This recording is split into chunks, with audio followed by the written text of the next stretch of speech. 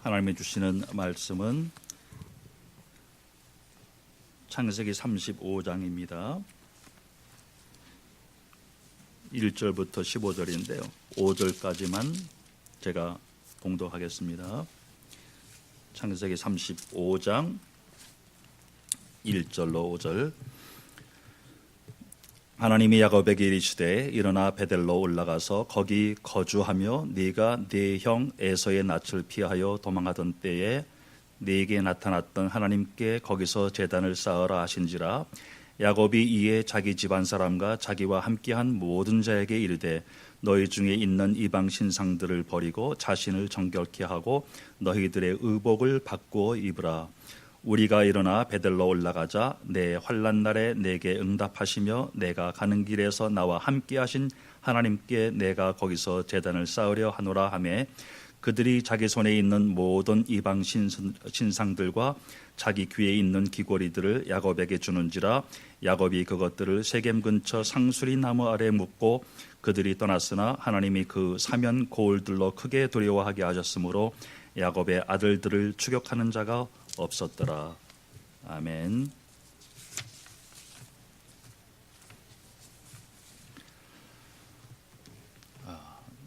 여러분과 제가 구원받은 성도라면은 변화받기를 원하겠죠. 특별히 우리가 구원받았는데도 불구하고 아직도 돈에 대해서, 미래에 대해서 염려하고 또 두려워하고 또 그것 때문에 인본주의 쓰고 또 사람들과의 관계에서 내 생각대로, 내 마음대로, 내 주장대로 이제 판단하고 하는 이런 것들로부터 우리가 진정으로 변화받아가지고 정말 믿음으로 살기를 원하는 그런 마음들이 다 있을 거예요. 아멘. 네. 성령님이 우리 안에 계시다면은 당연히 그러한 마음들이 있어야 됩니다. 자, 그런데 여러분과 제가 구원 받았는데도 왜 염려할까요? 하나님의 자녀가 됐는데도 왜 우리가 현실 속에서 두려워할까요? 또 인본주의를 쓸까요? 딱 두 가지만 기억하시면 됩니다. 이 두 가지를 오늘 본문을 통해서 제가 말씀드리고 싶지만은, 하나는 우리가 언약의 주체 되시는 그 하나님, 그러니까 그 언약을 우리가 자꾸 잊어버리는 거예요. 두 번째로는 우리 체질이 아직 안 변해서 그래요. 자, 이미 다 말씀드린 내용들이죠. 몇 주 통해서 우리는 신분 자체가 변했습니다. 이것을 언약적인 차원에서 설명을 드리면은 하나님이 나의 하나님 되셨고 여러분과 저는 그 하나님의 백성 정도가 아니라 더 나아가서 자녀가 되어진 거예요. 그런데 이 언약의 계약을 아까 우리 강 장로님이 기도하신 내용처럼 그 언약을 누가 맹세하셨습니까? 우리가 한 게 아니에요. 언약의 주체는 바로 하나님 자신이십니다. 그러므로 그 언약을 누가 지키십니까? 하나님 자신이 그 언약을 지키십니다. 그렇다면은 여러분과 제가 인본주의 쓸 필요 없고 하나님이 나의 아버지시고 하나님이신데, 그리고 그 하나님이 그 계획을 성취하시기 위해서 하나님이 당신의 주권을 사용하시는데 이 언약을 어느 누구도 막을 수가 없고 그 다음에 이것을 바꿀 수가 없습니다. 하나님이 나의 하나님 되셨고 여러분과 저는 그 하나님의 백성이 됐습니다. 자녀가 됐습니다. 그 언약을 하나님 자신이 지키십니다. 이것을 잊어버리면 여러분과 저는 염려해야 돼요. 두려워해야 돼요. 인본주의 써야 됩니다. 두 번째 이유는 뭐라 그랬어요? 그럼에도 불구하고 여러분과 저는 하나님이 우리의 아버지가 아니었을 때, 그러니까 우리의 힘으로 모든 것을 해결하고 또 내 인생을 내 힘으로 살아야 했을 때의 그 체질이 아직도 남아있는 거예요. 그러니까 우리는 아직도 옛 습관처럼 염려합니다. 옛 습관처럼 우리는 두려워합니다. 염려할 필요 없는 신분인데 우리는 체질 때문에 염려합니다. 자, 이것을 속임수라고 그래요. 속임수라고 해요. 사단은 이렇게 속이잖아요. 명분 있는 것 가지고 속이잖아요. 여러분과 제가 물질 이슈가 있을 때 그것이 허상입니까? 그것은 실제적인 문제입니다. 명분이 있는 그런 일들이에요. 그래서 사단은 명분 있게 우리를 속입니다. 그러나 그것은 속임수일 뿐이에요. 이 두 가지, 이것 때문에 우리는 아직도 그 속임수 염려에 빠져 있습니다. 두려워합니다. 인본주의 있습니다. 그래서 하나님은 다시금 저희들을 베델로 부르십니다. 이 언약을 다시 상기시키십니다. 그러면서 그 염려하는 옛 체질의 우상을 버려라 라고 말씀하십니다. 자, 이것이 신앙생활이거든요. 그러면은 신앙생활은 하나님이 언약의 백성을 쫓아오시면서 내가 주인된 옛 습관의 죄성에 대해서 날마다 그리스도 십자가에 함께 죽어지고 내 안에 그리스도께서 사시는 변화로 말미암아 하나님이 나의 하나님으로 또 나는 그의 것으로 누려지는 언약이 온전하게 성취되어지는 과정입니다. 언약이 이미 성취되어졌어요. 그런데 계속 하나님은 온전하게 이 언약을 성취시키시겠대요. 이러한 참된 변화, 여러분과 제가 그저 술 끊고 담배 끊고의 그 육신적인 그러한 이 옛 어떠한 그 악한 습관을 끊었다고 해가지고 그것이 변화입니까? 그것도 변화예요. 그러나 참된 변화는 언약이 온전하게 성취되어지는 것을 확인하는 것이고, 그것을 믿지 못하는 나의 옛 습관의 우상이 버려지는 거예요. 이것이 참된 변화입니다. 야곱의 일생이, 야곱의 그 전체 그 이 생애가, 다시 말하면 이스라엘 전체의 스토리가 바로 그 스토리요, 여러분과 저의 스토리예요. 그래서 오늘은 창세기 35장을 통해서 야곱의 스토리를 우리가 계속 다룰 텐데, 사건 하나하나를 우리가 본문을 다 펼쳐서 지금 볼 수는 없습니다. 그래서 프린트 되어진 그 내용을 나중에 꼭 참고하시고 거기에 적혀져 있는 그 본문을 여러분들이 집에서 반드시 읽으세요. 그리고 계속 확인하시기 바랍니다. 자, 그래서 이 야곱의 세계를 통해서 우리가 이 신앙생활이란 무엇인가, 이것이 발견되어지는데, 제일 먼저는 우리가 죄에서 구원받았다는 것, 이게 뭘까요? 단순하게 여러분과 제가 이제 더 이상은 지옥 안 간다, 물론 그것도 맞습니다. 그것도 어마어마한 내용이죠.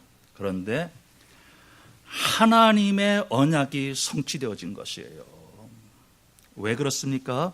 말씀드린 대로 하나님이 나의 하나님 되어주시고 나의 아버지 되어주시고, 그리고 여러분과 제가 그 하나님의 백성이 되어진 거고, 그리고 더 나아가서 자녀가 되어진 그 하나님이 아브라함과 이삭과 야곱에게 그 언약의 백성에게 한 그 언약이 여러분과 저에게 그대로 성취되어진 거예요.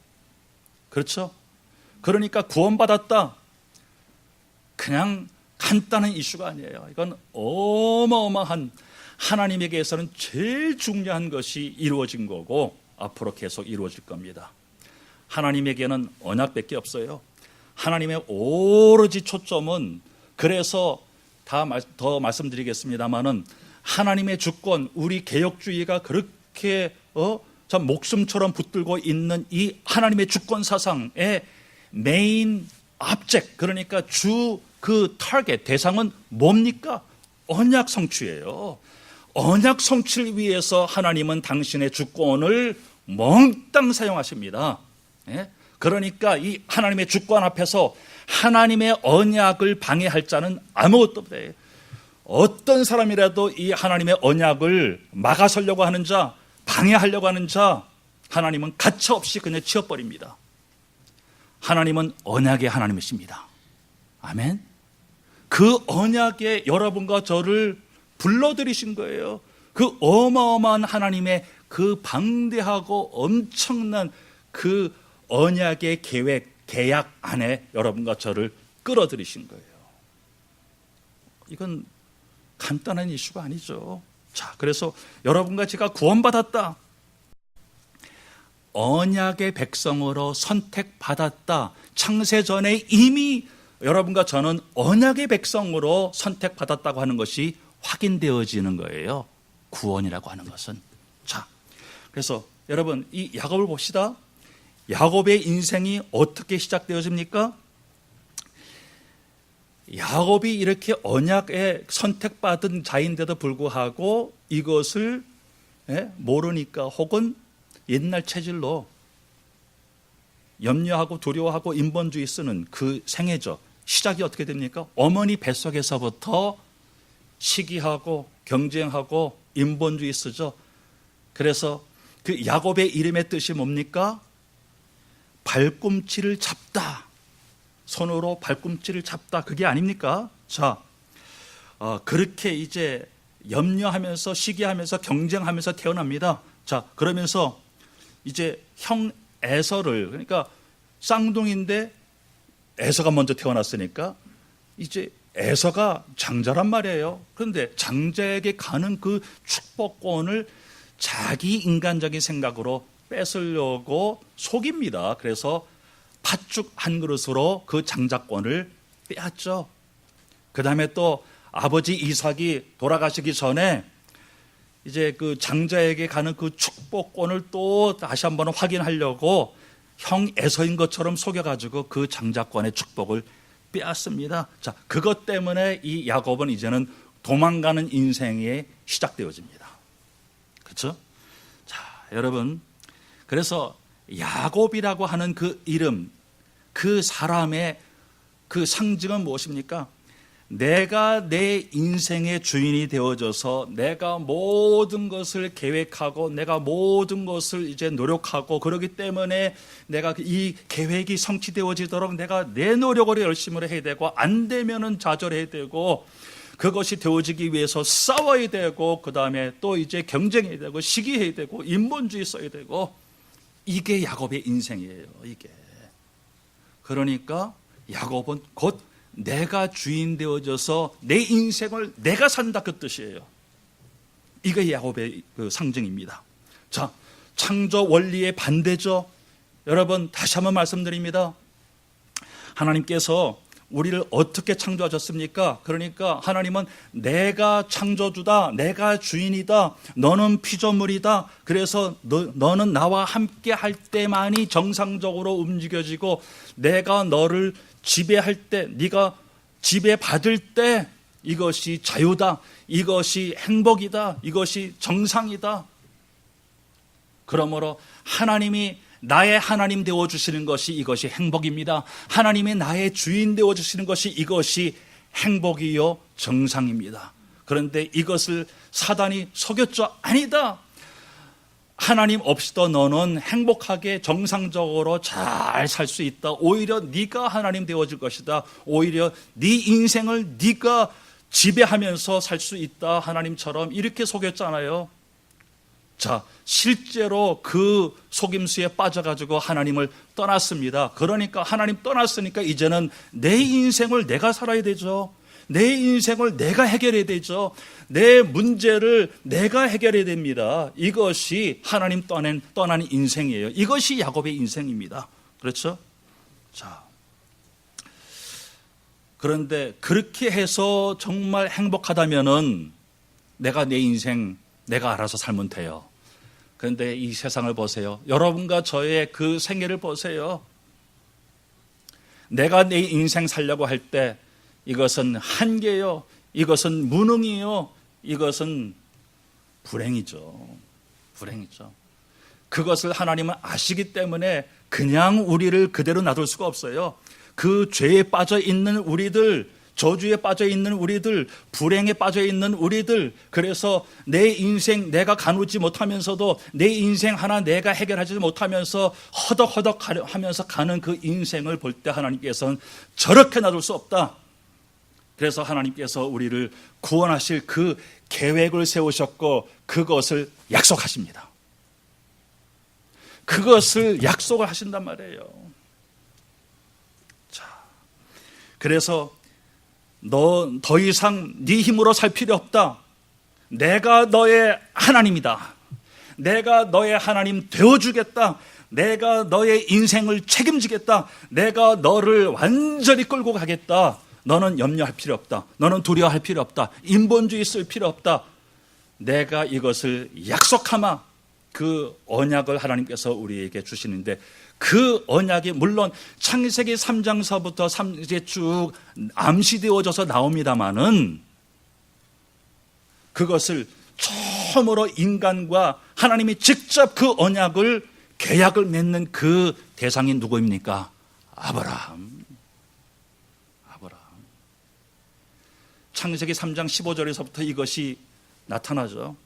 꼭 여러분이 읽으시기 바랍니다. 자, 이 중요한 것은 그 언약이 하나님께서 내가 너의 하나님 되어지겠다.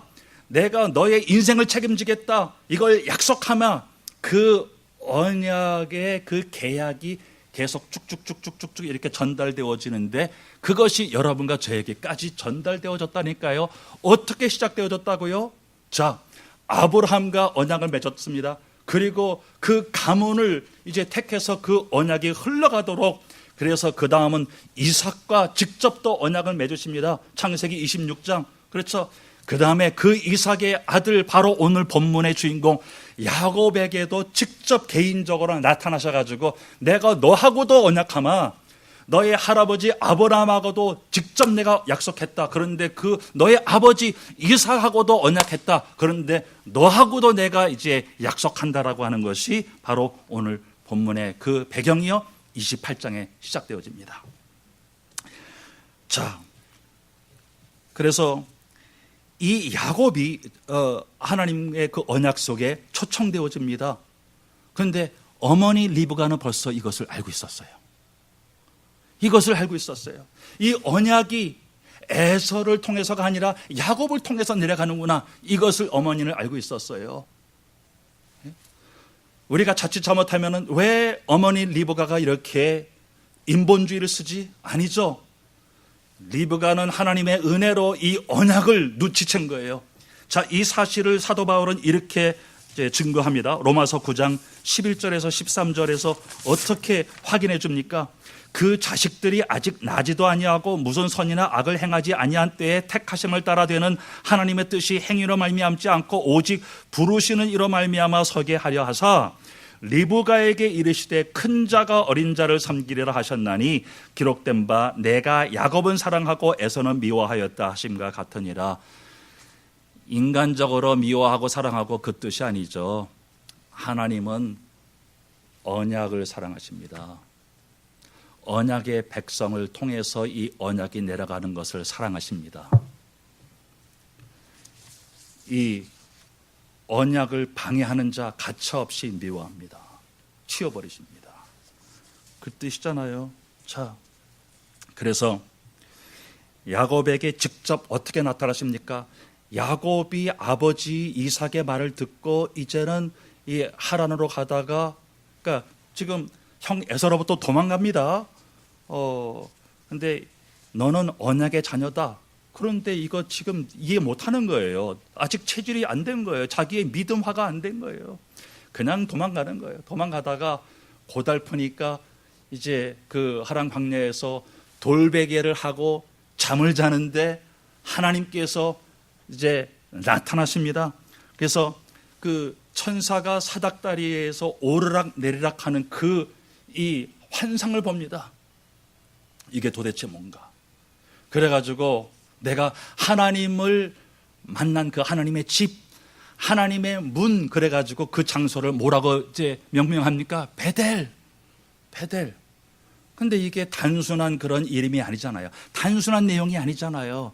하나님께서 이제 그 약속을 하시는데, 자, 그런데 예수님께서 직접 이 그 환상에 대해서 이 환상의 뜻이 뭐냐라고 예수님께서 설명하시는 게 바로 요한복음 1장 51절이죠. 요한복음 1장 51절에 예수님께서 이렇게 말씀하십니다. 또 이르시되 진실로 진실로 너에게 이르노니 하늘이 열리고 하나님의 사자들이 인자 위에 오르락 내리락 하는 것을 보리라. 그 예수님 자체 되시는 그 사다리 위에 천사가 하나님의 사자들이 오르락 내리락 한 것을 이제 네가 보리다. 바로 십자가 자체를 얘기하십니다. 그리고 요한복음 10장 9절에 어떻게 말씀하십니까? 내가 문이니 누구든지 나로 말미암아 들어가면 구원을 받고 또는 들어가며 나오며 꼴을 얻으리다. 베델이 그러면 누구를 의미합니까? 하나님의 집, 하나님의 문을 얘기할 때 도대체 하나님의 집은 누구고 하나님의 문은 누굽니까? 예수 그리스도 자신이 바로 하나님의 문 되십니다. 아멘. 그러니까 요한복음 14장 6절에 뭐라 그랬어요? 예수께서 이르시되 내가 곧 길이요 그랬어요. 내가 곧 문이다. 내가 곧 길이다. 내가 곧 진리다. 내가 곧 그 생명이다. 자, 그러면은 언약의 주인공이 누구십니까? 하나님께서 자, 내가 너의 하나님 된다. 내가 너의 아버지가 된다. 너희는 나의 백성이 되어지고 너희는 나의 자녀가 된다라고 하는 그 언약이 어떻게 이루어지냐 그 얘기죠. 여러분과 제가 어떻게 하나님을 만납니까? 어떻게 하나님이 나의 하나님 되어주십니까? 바로 예수 그리스도의 이 죽으심과 부활로 말미암아 그 예수님의 십자가로 말미암아 그것이 하나님의 은혜로 믿어져서 받아져서 그렇죠. 구원받아서 이 언약이 성취된 것이 아닙니까? 아멘. 여러분이 구원받았습니까? 하나님의 언약이 여러분 안에 성취되어진 겁니다. 성취되어진 거예요. 자, 그래서 아브라함의 하나님, 이삭의 하나님, 야곱의 하나님, 구약에서는 얼마나 이 사실을 강조합니까? 도대체 이게 무슨 뜻입니까? 아브라함에게 언약하신 하나님, 이삭에게 언약하신 하나님, 야곱에게 언약하신 하나님, 아브라함에게 예수 그리스도의 그 언약을 약속하신 하나님, 이삭에게 예수 그리스도의 그 복음을 약속하신 하나님, 야곱에게 예수 그리스도 십자가 복음을 언약으로 약속하신 하나님, 그 뜻이잖아요. 그렇죠? 그런데 그것으로 끝나는 것이 아니라 아브라함에게 예수 그리스도의 십자가의 복음을 언약하신 하나님, 이삭에게 야곱에게 그것을 약속하신 하나님, 바로 김현택에게 약속하신 아브라함 그 하나님, 언약의 하나님. 이게 얼마나 놀라운 사실이에요. 그냥 구원받은 게 아니잖아요. 하나님의 엄청난 그 언약의 그 계약 속에 여러분과 저를 끌어들이신 거예요.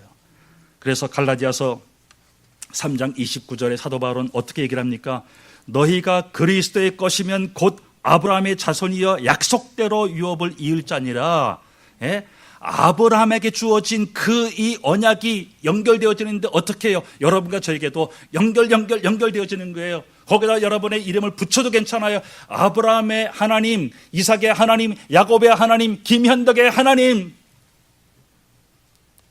이것 잊어버리면은 염려해야 돼요. 이것 잊어버리면 여러분과 저는 두려워해야 돼요. 이것 잊어버리면 여러분과 저는 인본주의 써야 돼요. 그렇잖아요. 자, 그래서 이제는 이 언약이 성취되어졌지만은 온전하게 성취되어질 수 있도록 언약의 백성을 이제는 훈련 코스로 집어넣습니다. 언약의 훈련 코스예요. 그래서 여러분과 제가 예수님을 그저 구세주로만 받아지는 그 언약 정도가 아니라 이제는 주인으로까지 그렇게 되어져야 이 언약이 온전하게 되어지는 거예요. 그렇죠? 하나님은 그것 때문에 여러분과 저를 훈련하십니다. 구세주 맞다. 그러나 아직은 너희들이 내가 주인이 아니지 않느냐. 네가 주인이지 않느냐. 그 언약이 온전하게 성취되어지도록 나는 이제는 언약 훈련 코스 속에 너희를 집어넣겠다. 야곱 보세요. 야곱이 이제 자기 중심으로 자기가 아직도 주인 되어진 상태에서 계속 염려하고 두려워하고 인본주의 쓰니까 속고 속이고 상처받고 이러한 이 문제 속으로 계속 들어갑니다. 자, 삼촌 집으로 갔어요. 그러니까 삼촌의 둘째 딸 라헬이 너무너무 사랑스러운 거예요. 저 여자하고 결혼해야겠다.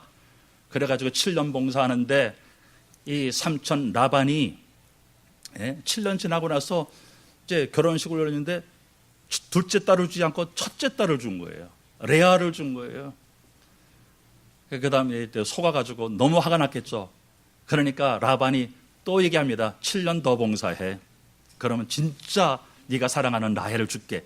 그래가지고 7년을 더 봉사합니다. 자, 결국에는 라헬과 결혼했지만 7년을 더 봉사하죠. 자, 무슨 말이에요? 그 과정 속에서 계속 속고 속이는 거예요. 자, 그런데 결혼했는데, 자, 그러니까 와이프가 둘이에요. 자기가 사랑하는 라헬이 아들을 못 낳고 레아가 먼저 아들을 낳네요. 그러니까 또 라헬이 어떡합니까? 나도 아들을 낳아야지 하고선 자기 그 여정을 좋아가지고 이제 첩을 삼게 해가지고 또 아들을 낳게 합니다. 그러니까 또 레아도 내가 질세라라 하고서 또 자기 여정을 또 첩으로 줍니다. 그래가지고 또 이제 자식을 또 계속 또 낳습니다. 결국에 라헬도 아들을 낳게 되죠. 그게 누굽니까? 요셉이죠. 자, 그러나 여러분 한번 생각을 해보세요. 이 와이프가 갑자기 4명이 생겼어요. 하나 가지고도 힘든데. 그러면 그들 사이에서 벌어지는 갈등, 시기, 경쟁, 속고 속이고, 그 다음에 그 자식들 간에 cousin이죠. 이런 사이에서 벌어지는 그런 일들 한번 생각해 보세요. 서로 갈등하고 경쟁하고 시기하고 속이고 속고 이런 이 문제들이 계속 되어집니다. 여러분과 제가 이 언약을 잊어버리고 그 다음에 이 언약이 온전히 성취되어지는 하나님의 나의 주인 되어지는 그 믿음 속으로 들어가지 못하면은 계속 이런 일들이 벌어지는 거예요. 자, 이런 와중에도 하나님은 그 언약의 백성 중심으로 일을 행하십니다. 자, 그래서 이제 삼촌으로부터 도망을 가려고 하는데, 이 라헬이 아버지의 가오신 드라빔 우상을 훔쳐가지고 도망가요.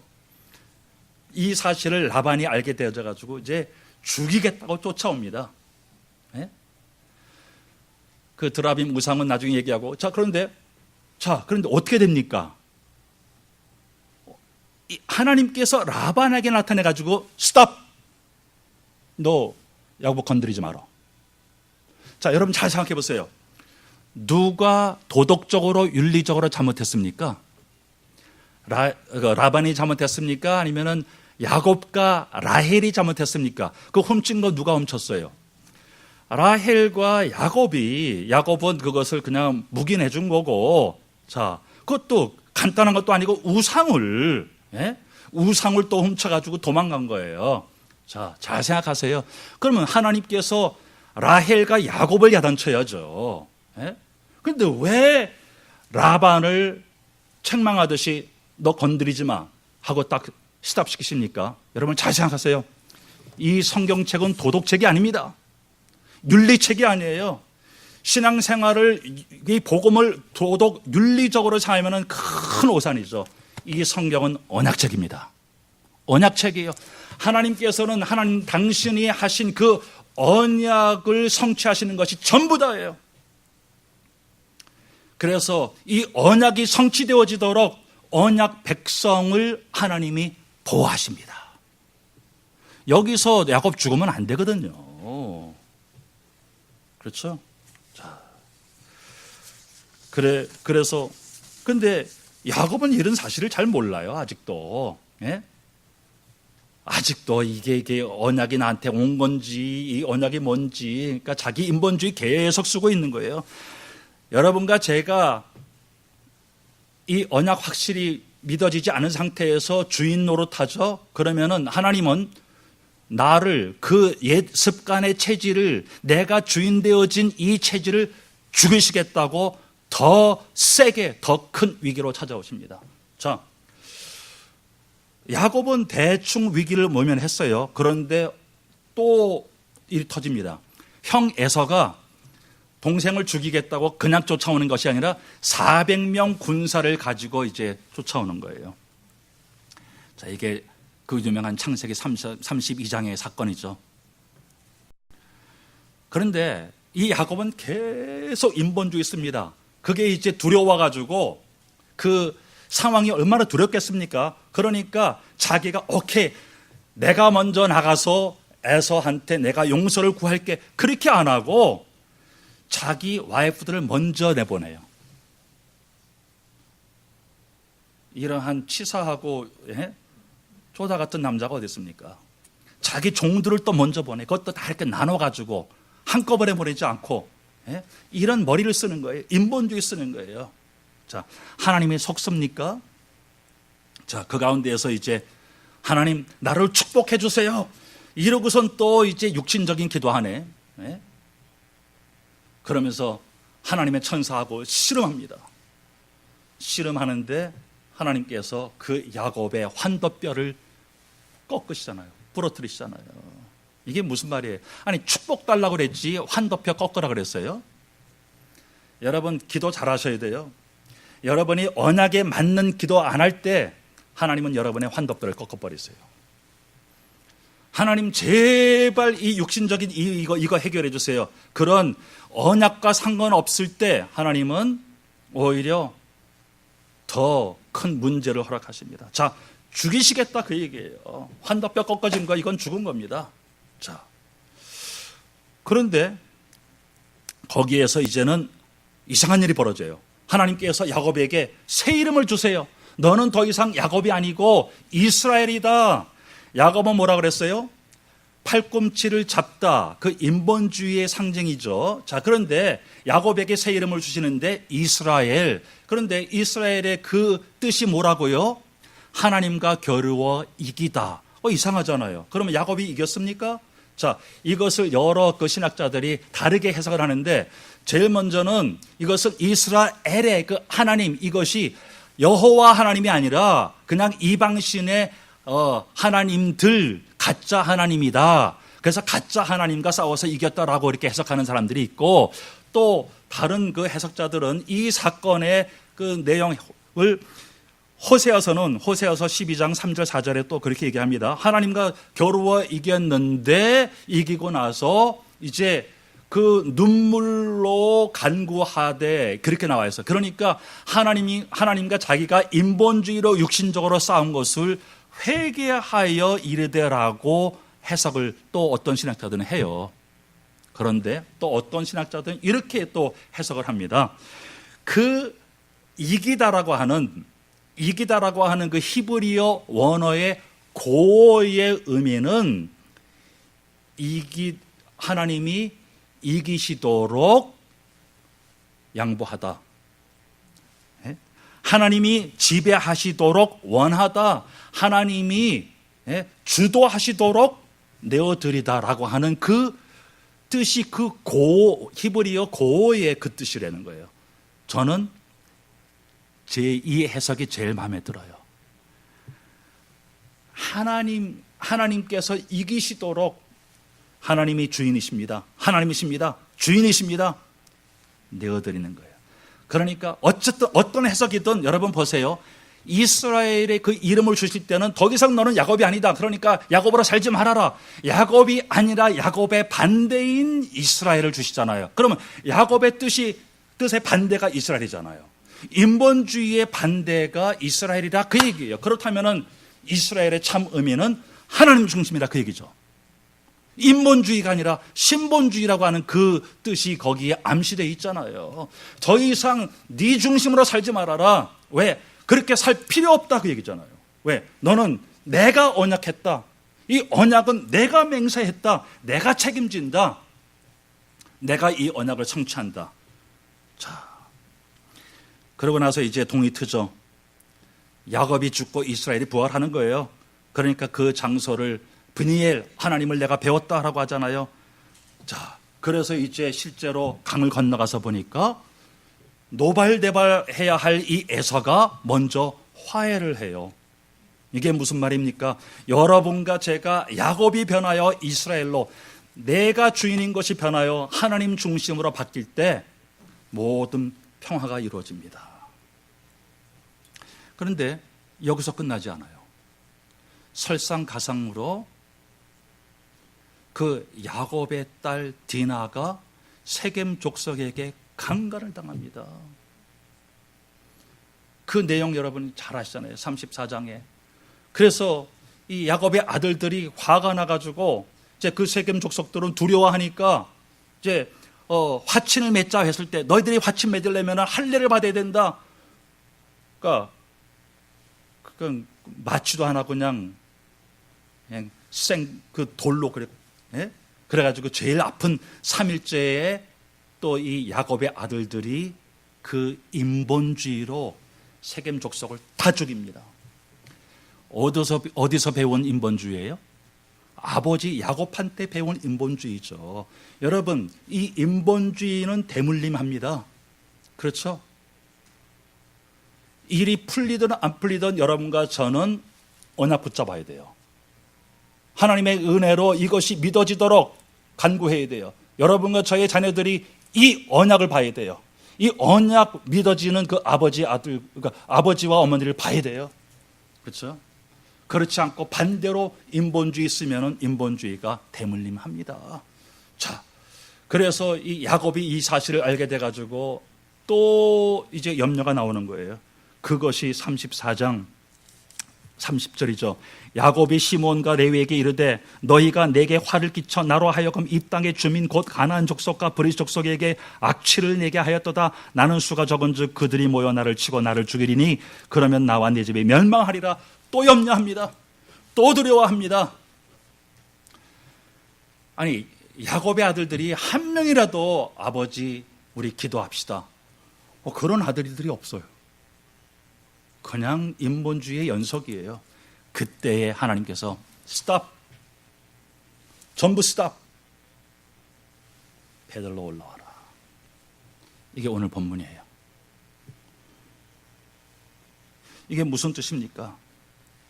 1절에 보니까 하나님이 야곱에게 이르시되 일어나 베델로 올라가서, 그냥 올라가는 것이 아니라 거기서 아주 중요한 내용이 나오죠. 거기 거주하며, 베델에 그냥 왔다 갔다 하지 말고 언약이 기억났다가 또 망각되어지고 또 십자가로 갔다가 내가 조금 죽어졌다가 또 나를 살리고 그렇게 하지 말고 완전히 그 속에서 살아라.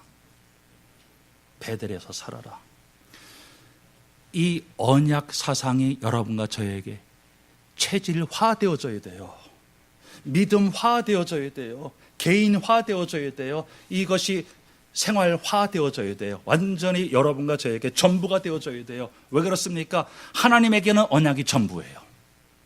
언약이 전부예요. 그러니까 언약의 백성이 전부예요. 이 언약을 성취하시는 것이 하나님에게는 전부예요. 자, 그래서 여러분과 제가 이 언약을 계속 들어야 됩니다. 계속 들어야 돼요. 체질화되어질 때까지, 믿음화되어질 때까지 계속 이 언약의 말씀을 들으셔야 돼요. 강 장로님 아까 기도하셨잖아요, 여러분. 예? 그냥 말씀이 아니고 말씀이 그냥 홍수예요, 홍수. 홍수가 날 때는 진짜로 마실 생수가 귀합니다. 여러분들이 이 강단에서 선포되어지는 그 언약의 말씀 귀한 줄 여러분들이 아셔야 돼요. 이거 가지고 일주일 내내 여러분이 사셔야 돼요. 이 언약의 말씀 가지고 여러분들이 계속 묵상하셔야 돼요. 하나님께서 강단에서 선포하시는 이 목사님의 그 메시지가 일주일 안에 그것이 응답되어지도록 여러분이 씨름하세요. 그 정도로 이 언약이 중요합니다. 예? 여러분 교회의 이름이 왜 베리트 교회인지 여러분 아시겠습니까? 이 언약이 하나님에겐 전부예요. 전부예요. 여러분과 저에게는 이 언약이 전부입니다. 그렇게 되어져야 돼요. 자, 그러면서 보세요. 야곱이 이에 자기 집안 사람과 자기와 함께한 모든 자에게 이르되 너희 중에 있는 이방 신상들을 버리고 자신을 정결케 하고 너희들의 의복을 바꾸라. 자, 이상한 일이 벌어지는 거예요. 지금까지 그 우상을 가지고 다녔다 그 얘기잖아요. 드라빔 우상을 가볍게 여겼다 그 얘기잖아요. 이제서야 그것이 보이는 거예요. 이제서야. 여러분, 언약의 반대가 뭘까요? 우상입니다. 하나님이 하나님 되어주시는 거에 반대가 우상입니다. 그렇죠? 여러분과 저에게 하나님의 하나님 되어지지 않는 모든 것이 우상입니다. 예? 그러므로 하나님의 하나님 되어지도록 그 예수님이 그리스도 되어주신 그 그리스도로부터 나오지 않은 모든 것이 우상입니다. 모든 그것이 불신앙입니다. 예? 자, 의복을 바꾸라. 이게 무슨 말이에요? 하나님 앞에 서라 그 얘기거든요. 거룩하신 하나님 앞에서 서라. 여러분, 여러분과 저에게 성령님이 살아계시기 때문에 여러분과 제가 조금만 솔직하게 하나님 앞에 서가지고 하나님, 지금 나에게 떠오르는 이 생각, 나에게 올라오는 이 느낌, 이것이 나한테서 왔습니까? 아니면은 당신에게서 왔습니까? 조금만 솔직하게 여러분이 물어보세요. 성령님은 가르쳐 주십니다. 바로 너다. 그게 우상이에요. 여러분과 제가 특별히 상처받은 것 제일 큰 우상입니다. 왜? 여러분과 제가 복음으로 치유되지 않은 그 상처는 여러분과 제가 끝까지 붙잡고 있어요. 저 사람이 나한테 상처 줬지, 그거를 그냥 계속 우려먹습니다. 당신이 10년 전에 나한테 이렇게 했잖아. 당신이 10년 전에 나한테 이런 말 했잖아. 상처받은 것은 여러분과 제가 그 예수 그리스도 십자가의 베델에서 그것이 죽어지지 않는 한 계속 붙잡고 있습니다. 그것이 우상이에요. 지금 상황을 여러분 생각해 보세요. 이 야곱의 상황을 생각해 보세요. 여기에서 자기가 지금까지 살아온 그 인생이 쫙 깨달아지는 거예요. 그러니까 그걸 버리잖아요. 그렇죠? 베델로 올라와서 진짜 네가 지금까지 어떻게 살아왔는지 한번 생각해봐라. 솔직하게 내 앞에 서가지고 한번 생각해봐라. 전부가 나였구나. 전부가 염려였구나. 전부가 두려움이었구나. 전부가 인본주의였구나. 전부가 내가 주인이었었구나. 이것을 우상으로 깨달아서 내려놓습니다. 그 바뀌어진 삶을 보세요. 5절 봅시다. 그들이 떠났으나 하나님이 그 사면 고을들로 크게 두려워하게 하셨으므로, 자, 세겜 족속이 야곱을 죽이겠다고, 왜? 자기네 아들들 다 죽었는데요. 지금 죽이겠다고 쫓아왔는데 하나님께서 또 나타나셔가지고 세겜 족속들을 두려워하게 해서 막으십니다. 여러분과 제가 베델로 올라갈 때 나의 그 인본주의가 깨달아져서 회개가 되어질 때 나를 두렵게 하는 모든 것들은, 흑암의 권세는 완전히 무너집니다. 그 내용은 언약이잖아요. 여러분, 이 언약은 안 바뀝니다. 이것이 사실입니다. 이것이 진리입니다. 하나님이 안 도망가십니다. 안 없어집니다. 하나님이 여러분과 저의 하나님 되어주신 사실은 이것은 변질이 안 되어집니다. 안 바뀝니다. 그렇죠? 누가 바뀝니까? 내가 바뀌는 거지. 하나님이 바뀌었습니까? 여러분과 저는 안 바뀌는 그 반석에 딱 붙어버리면 돼요. 움직이지 않는 그 하나님의 언약, 반석 그 위에 딱 서면 돼요. 그렇죠? 하나님, 나 아무것도 모르겠습니다. 내 상황도 모르겠고 내가 어떻게 될지도 모르겠고 잘 모르겠습니다. 그러나 한 가지 확실한 것은 당신이 나의 하나님이십니다. 나의 아버지십니다. 나는 그 언약 믿습니다. 믿어지게 하여 주시옵소서. 그러면은 염려, 두려움 끝. 하나님이 그 흑암 권세를 물리치십니다. 자, 그러면서 그 유모 드보라가 죽었을 때 또 그 베델의 상수리 나무 아래에 묻습니다. 이제는 삶의 모든 것을 이제는 베델로 십자가로 가져갑니다. 여러분과 저에게 일어나는 모든 일들 이제는 베델로, 하나님은 언약으로 올라와라. 내가 너의 하나님이다. 이것은 바로 예수가 그리스도 되어주신 그 십자가로 성취되어졌다. 이것이 이제는 너에게도 성취되어졌다. 이제는 계속 네가 죽어지고 예수 그리스도가 주인 되어지도록 이 언약이 온전하게 성취되어지도록 내가 계속 훈련한다. 쫓아와라. 그래서 11절 보세요. 하나님이 그에게 이르시되 나는 전능한 하나님이라 생육하며 번성하라. 한 백성과 백성들의 총회가 네게서 나오고 왕들이 네 허리에서 나오리라. 내가 하나님 아브라함과 이삭에게 준 땅을 네게 주고 내가 네 후손에게도 그 땅을 주리라 하시고, 자, 무슨 말입니까? 가나안 땅을 얘기하시죠. 가나안 땅에 누가 오시겠습니까? 바로 예수 그리스도가 오십니다. 이 자손들을 통해서 이제 누가 나오십니까? 자손들이라 하지 않고 사도 바울은 갈라디아서 3장 16절에 뭐라고 하십니까? 갈라디아서 3장 16절. 이 약속들은 아브라함과 그 자손에게 말씀하신 것인데 여럿을 가리켜 그 자손들이라 하지 아니하시고 오직 한 사람을 가리켜 네 자손이라 하셨으니 곧 그리스도시라. 아브라함에게 약속하신 그 후손들 중에서 후손, 이삭에게 약속하신 그 후손들 중에서 후손, 야곱에게 약속하신 그 자손들 중에서 그 한 자손 누굽니까? 그리스도. 그 그리스도가 가나안 땅에 오셔야만 합니다. 그 그리스도가 가나안 땅 그 하나님의 나라의 주인공이십니다. 예? 여러분과 저에게 이것이 성취되어졌고 계속 성취되어질 겁니다. 이 언약, 베델의 언약, 이스라엘의 언약, 이것이 여러분에게 체질화, 믿음화, 개인화, 생활화 되어지는 가운데 참된 변화를 맛보시는 여러분들 되시기를 예수님의 이름으로 축원합니다. 하나님 감사합니다. 언약이 있기 때문에 저희들은 소망이 있습니다. 변치 않는 그 언약 때문에 저희들은 이제는 염려할 필요 없고 두려워할 필요 없고 인본주의 쓸 필요 없음을 다시 한번 깨닫고 감사합니다. 염려하고 두려워하고 상처받고 상처 붙잡고 그 갈등하던 이 우상들을 그 베델에 가져가기를 원합니다. 십자가에 죽어지고 그리스도의 성품으로 하나님의 나라의 성품으로 부활되어지기를 원합니다. 예수님의 이름으로 기도합니다.